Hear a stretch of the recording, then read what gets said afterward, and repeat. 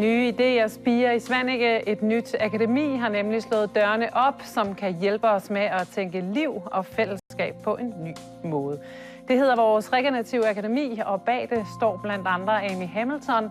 Hun er med her i studiet, og med sig har hun sin sparringspartner, Orla Søborg Madsen. De gør os klogere på, hvad den regenerative tilgang betyder for dem, og hvorfor de tror på, at den kan rykke noget i os alle. Velkommen til Mellem os.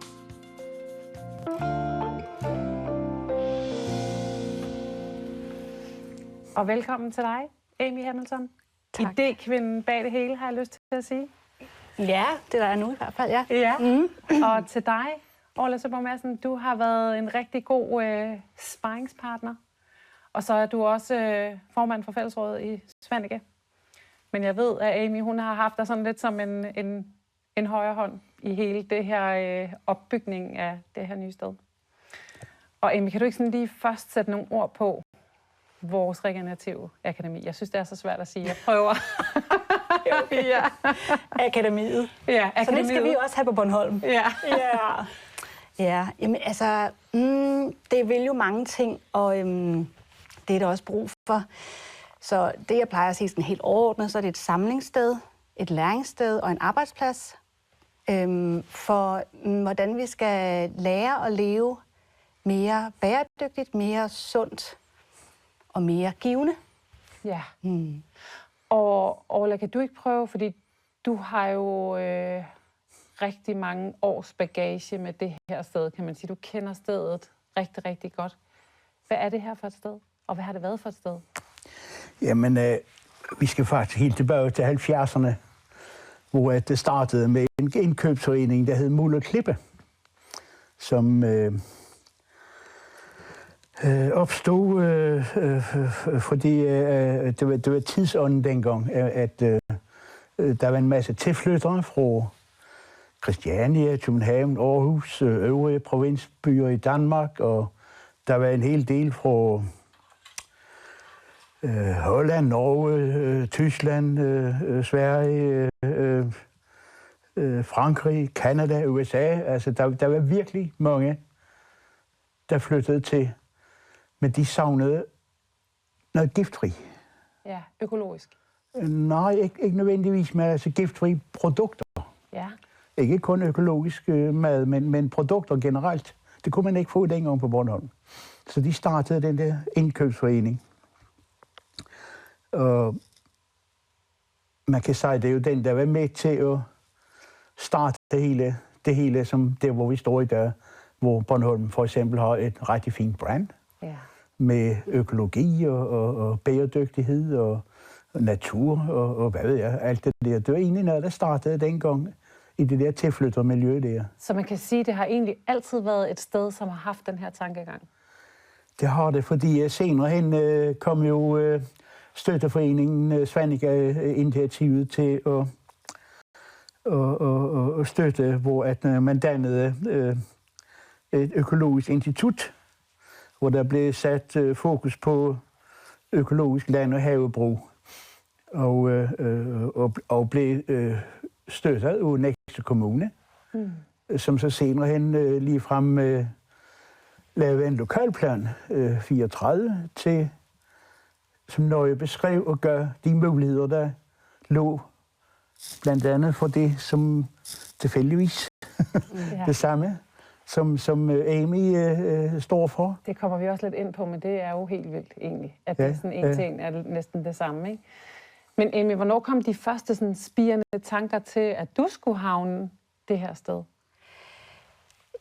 For et år siden, der stod det stille, efter at plantagen var lukket.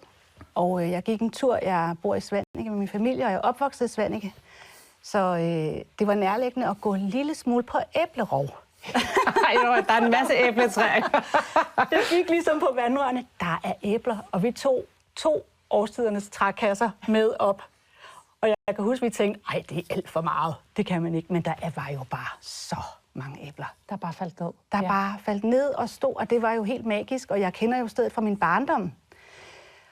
Og vi gik der, og jeg tænkte, hvad skal der ske her? Ja. Og så kom det ligesom okay, så skrev jeg til fonden, der ejer hele stedet, og blev inviteret til et møde, fordi jeg har været med til at starte en projektlederuddannelse på Nørrebro, og har været leder af en designhøjskole, og har arbejdet med iværksætteri og innovation, og arbejdet med ledelse, udvikling, børn, fællesskab, altså har lavet bare så sådan, okay, og det skrev jeg til dem, jeg har prøvet at starte ting op, og hvad drømmer I om? Ja. Og den fond, der ejer hele området, som jo er 7,5 hektar naturgrund rundt om det hus, vi kan se her, de har jo altid arbejdet med bæredygtig udvikling. Altså, jeg har jo lyst til at sige, at du ligesom er blevet trukket til det sted på en eller anden måde. Altså, der er et eller andet, der har villet, at I skulle møde hinanden. Ja. Kan man ikke sige det? Jo, helt vildt. Og jeg har boet her i 6 år, og jeg har lavet mange forskellige ting, men det her sted, det kan ligesom samle både det, jeg kan, det vi står for på Bornholm, den historie, der er, de behov, der er, og hele, hvad kan man sige, den globale bæredygtighedsbevægelse, og så samlet sådan med Bornholms DNA omkring iværksætteri og natur og innovation. Ja. Så jo, der er tiltrækningskraft. Helt klart. Som, ja. Mm. Og Orla, hvad er det, du ligesom kan bidrage med til Amy i den her sammenhæng? Altså, det der er jo altid svært med sådan nogle ting, det er jo opstartfasen. Ja. Mm. Og derfor, sådan rent juridisk, hører akademiet ind under fællesrådet som underudvalg foreløbig indtil, at det kan stå på egne ben. Ja. Og der søges midler og fonde igennem fællesrådet til akademiet. Så man kan sige, det er sådan administrativt. Mm. Ja. Det er vores lille rede, opstartsrede. Ja. Ja, det er et godt billede. Det kan vi godt. Mm. Ja. Og så har jeg jo lidt erfaring med de ting, hvor jeg sparer lidt med Amy. Hvordan kan man her, hvordan gør man? Og ja, så det er sådan en god skulder at have. For foreløbig i hvert fald, for nu er jeg formand, men jeg er jo kasserer. Ja. Så jeg står foreløbig for det. Ja, det giver god mening. Jeg synes lige, nu når vi har talt om stedet, så var vi jo faktisk lige ude og besøge jer i går derude. Skal vi ikke lige se en lille rundvisning af det magiske sted, som I har fået fingre i?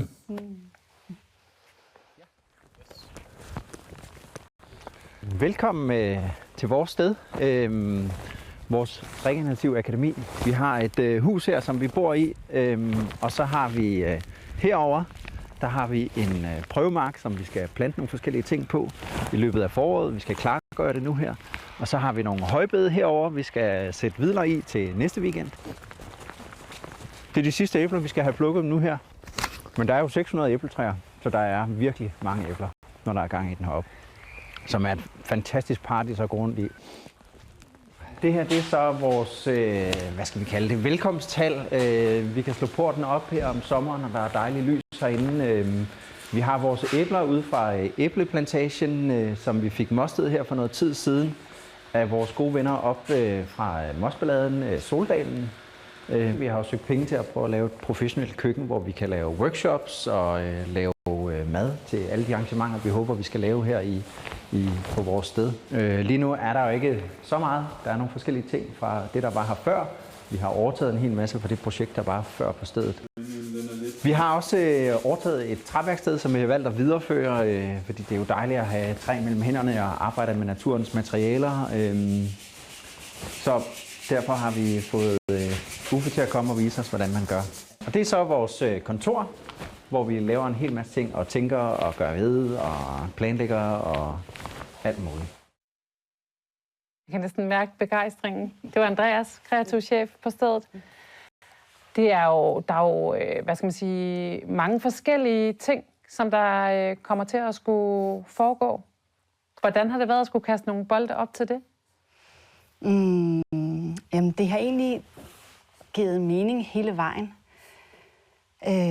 Fordi der ligger en børnehave, og der ligger en skole, Svanike Fri.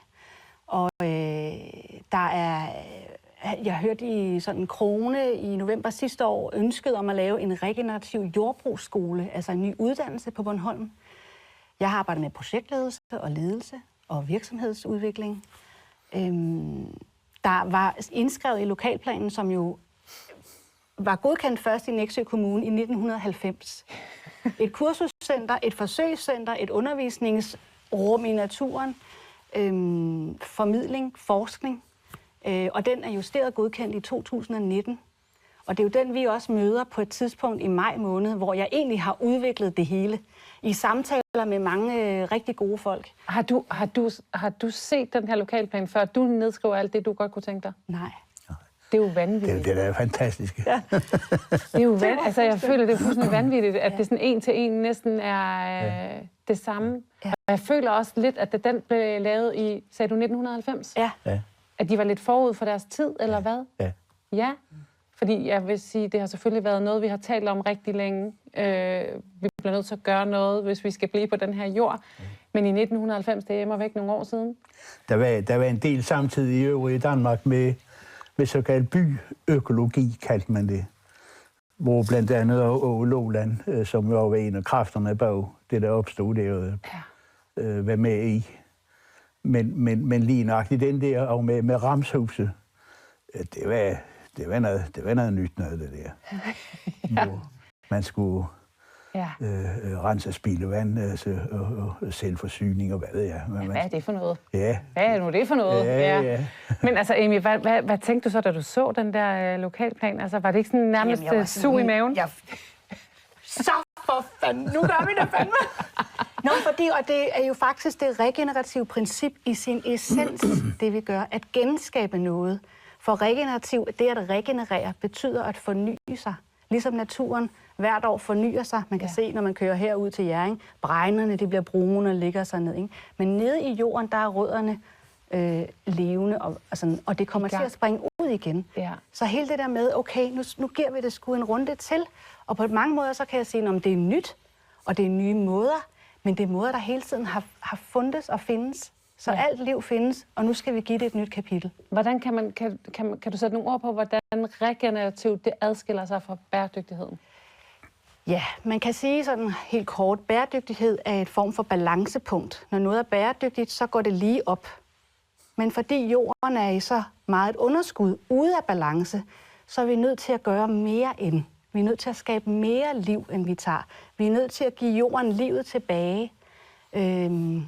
Og det er sådan set det betyder. Og det kan føles sådan lidt, nej, vi kan ikke gøre mere. Og det er heller ikke meningen. Vi skal følge en anden rytme. Vi skal gå med naturens rytme, fordi den ved godt, hvordan den skal være helt og sund. Det er den altid vist. Ja, så det er en stor inspiration, hvordan man arbejder sådan. Så for ledelse er det sådan, hvordan kan vi give mere trivsel, mere liv? Det virker sådan lige for, faktisk, på en eller anden måde, og så alligevel ikke. Ja. Kan du ikke prøve at sætte nogle ord på, hvad er det, man kan hos jer, kommer til at kunne hos jer, når I er i når I kører sådan fuld flor, for at blive i naturen. Ja. Jamen, altså, vi har egentlig designet forskellige læringsrum, som følger livets læringsrejse.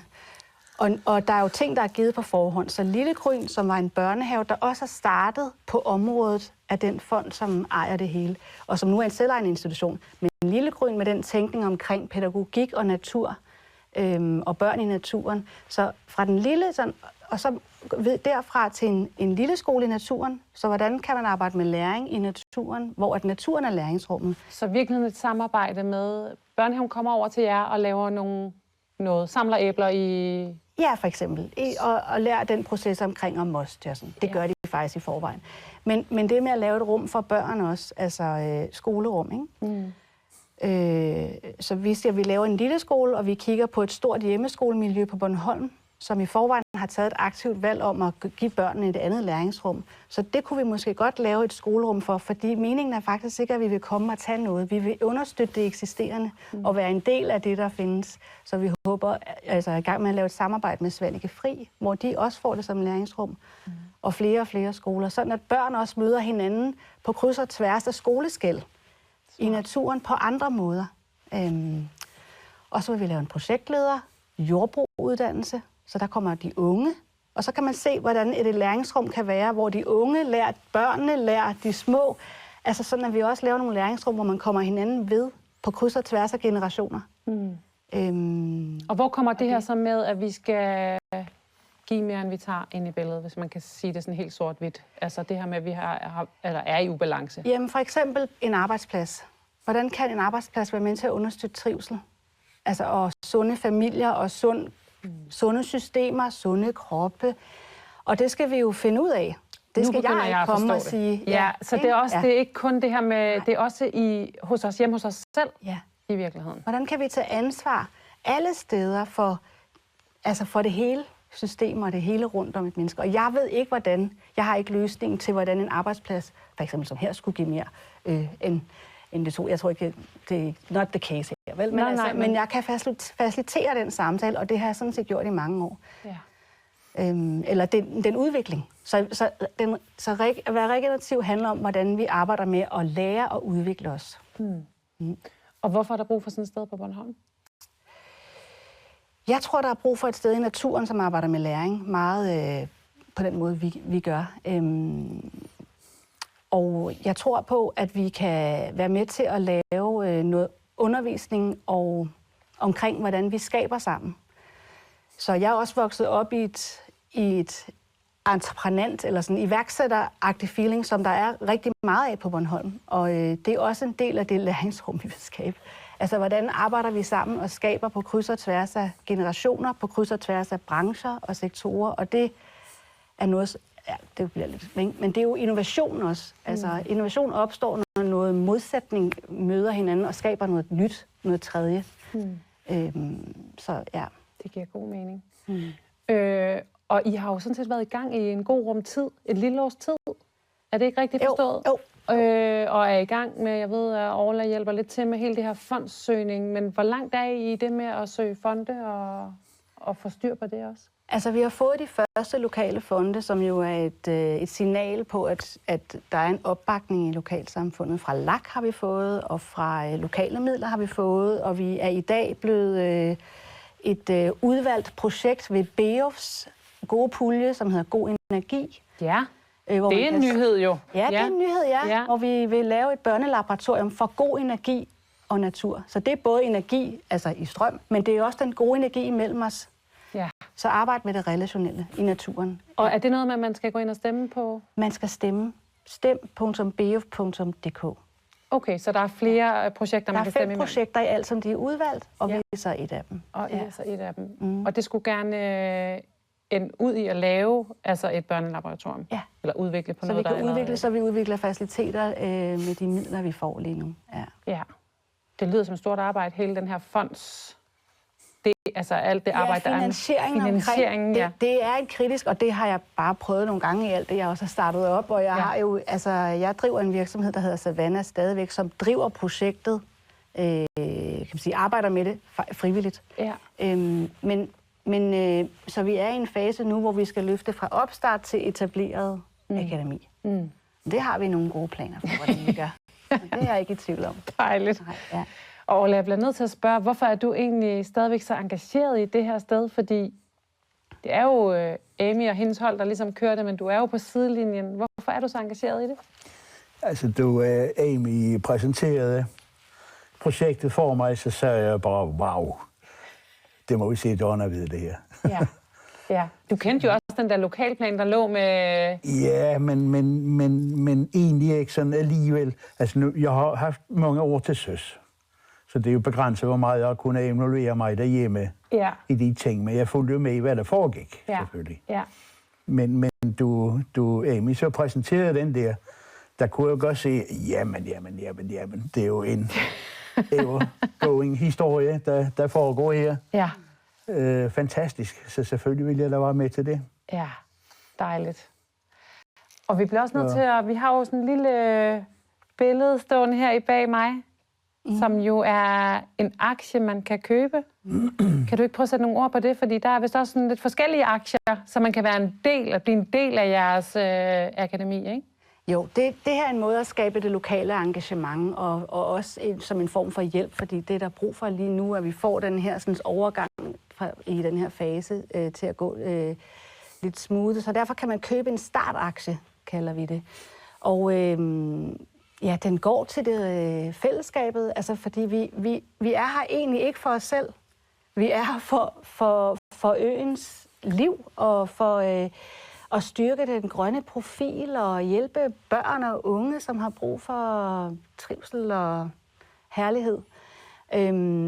Og det kan man hjælpe med at støtte. Og man kan støtte med 200 kroner, man kan støtte med 500 kroner, så får man endda også æblemost med. Man kan støtte med 1000, så får man også et cider fra Pilegaard Cideri, som også har fået vores æbler til deres cider i den her høstsæson. Så kan man støtte med 5.000, der får man æblesnaps. Ja, fordi vi giver æbler til, eller vi har en udveksling med Rig Uldal, der har Nordsnaps. Ja. Og så kan man købe derudad. Det er sådan en større virksomhedsaktie, man kan købe som virksomhed. Ja. Så det er også en måde ligesom at måske også at inddrage Bornholmerne på en eller anden måde? Ja. Og det her med, altså, kan alle komme og besøge jeres sted? Alle kan komme. Det er for alle, på nogle faste tidspunkter. Så blandt andet har vi et arrangement på lørdag, som handler om, hvordan man kan bruge sit højbed året rundt. Så på lørdag, så skal vi gøre højbedene klar på en regenerativ måde, og så skal vi sætte hvidløg. For det kan man nemlig nu. Det kan man nu? Det kan man nu. Ja. Og det tror man måske ikke, så tænker man, det var den, ikke? Ja. Så det der med også, hvordan livet året rundt, hvordan vi kan lære om det. Så det skal vi både lære om, og vi skal gøre det sammen, så det er en praktisk dag. Og så er der suppe, som vores kok Spicek laver, og der er æblegoodies, som Katrine vil lave. Og mig og Andreas vil fortælle historierne nu, men vi har også kigget i arkiverne og vil fortælle de historier, der har været. For der har været bygget læringsrum, og der har været lokalt. Det kunne man jo også se, at der ligesom havde... Altså, det emmede jo af, at der havde foregået noget. Det er det. Kan man sige. Så vi skal fortælle historierne, så skal vi huske på dem, og så skal vi bygge videre derfra. Ja. Bliver der så lavet arrangementer hver uge, eller hvordan kommer det til at se ud i fremtiden? Altså, ja, det kommer det til i fremtiden. Vores plan er at lave fælleshaver, men ikke så man har sin egen lille kolonihave som familie. Det er jo ellers også en fin idé. Men det, vi vil lave, det er større fælleshaver, som mange familier har sammen om at have kartoflerne, porrene, spinaten, gulerødderne, og på den måde arbejde mere sådan effektivt, eller hvad man kan sige, omkring grøntsagsdyrkning. Ja. Så man er alle sammen med til at passe det. Ja. Jeg synes også lige, vi skal nå at kigge lidt ud i fremtiden, fordi der er godt nok noget benarbejde, der allerede har været i gang, og som stadigvæk er i gang. Men hvad er det, at I håber for stedet? Vi håber på masser af liv. Det er 7,5 hektar, altså der er så meget plads, og der er så mange muligheder. Så vi håber på den lille skole og en uddannelse. Og så det, som folk kommer med. Altså, for et par uger siden er jeg blevet kontaktet af en mand, en ingeniør overfra, som har en bror, der bor i Svanike, og han vil gerne bygge et halmslot. Ja. Yes. Og det er 2 etager, og det er det er et kæmpe byggeri, som han vil bygge med sårbare unge hen over en periode på 5 år. Altså, som består af halm og så metoder til at isolere og ler og altså ægte. Altså slot i ægte forstand? Yes. Ja, yes. Altså et kæmpe sted? Et kæmpe sted. Og det kan vi. Vi har også de 2 hektar, som er bag ved Grynegård, der er jo en af de første økologiske gårde på Bornholm. Ja. Men det er mark, der går bagved ned til Listedvejen der, så vi har ligesom også en form for portal ved indgang til Svanike. Og det er jo faktisk ikke meningen, vi skal sådan være, altså det skal jo være et åbent sted. Ikke? Ja. Så hvis jeg siger sådan, hvis vi begynder at lukke os om os selv, så skal man banke på og sige, hey, fordi det er jo meningen, at man skal kunne komme og være med i udvekslingen. Ja. Samle. Og nu nævner du lige det her med sårbare unge, fordi det har det vel egentlig også været brugt til før i tiden, det her med sårbare unge, der er kommet ud og måske træværksted, som vi også så billeder af, altså været ude og bruge deres hænder. Sårbare unge og borgere, det var jo det, som Plantagen var i 20 år. Et helt fantastisk projekt, som også var best practice i psykiatrien i Danmark. Så man til Plantagen i forhold til, hvordan arbejder man med beskæftigelse. Så det er der også en mulighed for, og nogle af dem, som var på Plantagen og arbejdede der, de har også været her. Altså, og vi har gået tur med dem og får deres historier, ikke? Og så der er jo mange menneskelige forbindelser til stedet også, som vi også sådan ærer og inviterer ind igen. Ja. Man kan virkelig mærke en drivkraft i dig, Amy. Hvor har du den her drivkraft? For du har jo virkelig arbejdet med det her, som du også selv lige har nævnt, i mange år. Hvor har du den der drivkraft fra? For at gerne vil gøre en forskel for alle os andre? My gran. Ja, måske. Jamen, klippegrund og gode folk igennem hele mit liv. Og bodegaen i Svaneke, som også men mange steder. Ikke? Altså, Ja. og så har jeg jo været ude længe og har uddannet mig inden for, hvordan vi arbejder med forandring, og hvordan vi arbejder med at involvere og skabe positiv indflydelse. Ja. Ja. Men det betyder noget for dig, det her med, at vi bliver nødt til at gøre noget, hvis det hele ikke bare skal stoppe på en eller anden måde. Ikke? Det gør det. Ja. Det gør det. Men det er jo, altså, man kan sige, det er jo også, det er jo ligesom for alle og for helheden, men jeg har da også ønsket at have en arbejdsplads, hvor jeg kunne cykle. Så jeg skal jo bare, det er jo magisk at cykle til arbejde, op ad bakken, og i går var det sneet, og det var helt lyserødt, og jeg er bare så taknemmelig. Altså, så det her, det er jo... Det er også en del af den tanke, ikke? Jo. Cykle. Ja. Ja. Men ja, we're getting there. Ja. Jeg har lyst til sådan at sige, hvis nu, jeg ved godt, I stadigvæk er i gang med at skulle finde veje i alt muligt, men kan man tale om, altså hvad er det for nogle partnerskaber, sådan noget, I drømmer om, at I bliver en del af med den her tankegang, også her på Bornholm? Kan man tale om det? Ja, altså skoler, altså, så det er jo ikke bare Svaneke, for sådan, hvordan kan vi lave et læringsrum, for, hvor børn møder, altså Partysparken, eller du ved, alle skoler, ikke? Vi skal have en bus, men og så kunne vi godt tænke os at samle bornholmske aktører, invitere BOFA, BCB, Destinationen, Campus, altså alle sådan, TV2 Bornholm, alle som faktisk arbejder mere eller mindre aktivt med den grønne dagsorden, og lave sådan en hop, hvor man mødes en gang om måneden og har en udviklende samtale omkring, hvad laver vi, og hvad der er brug for, og hvad skal vi lave sammen? Og altså det der med at sørge for at se hinanden på kryds og tværs, det var bare en enkelt idé, og det. Og så er der jo simpelthen så mange, altså der er jo mange midler i den grønne omstilling. Vi kommer jo ikke udenom, at det er den vej, vi skal alle sammen. Og vi skal have dem til Bornholm. Yeah. Ja, så det er jo også noget med at få rigdom udefra og ind. Og hele den udveksling i det hele taget med verden, det er godt, ligesom du startede med at sige, altså det der med, når nogen kommer udefra, eller når noget skal ligesom sejle ud og hjem igen, så sker der noget, ikke? Så rykker vi os, så forandrer vi os, måske også naturligt. Ja. Ja. Jeg synes faktisk, det var et rigtig fint punktum. Med den, eller med de visioner om at samle en masse aktører fra Bornholm, og ligesom at kunne bruge hinanden. I skal i hvert fald begge to have tusind tak, fordi I havde lyst til lige at gøre os lidt klogere på, hvad det er, I har gang i Svaneke. Det var virkelig dejligt. Tak for det. Tak. Og også tak til dig, der har set med. Du finder meget mere mellem os i vores Play-univers, som du finder på tv2bornholm.dk. Vi ses.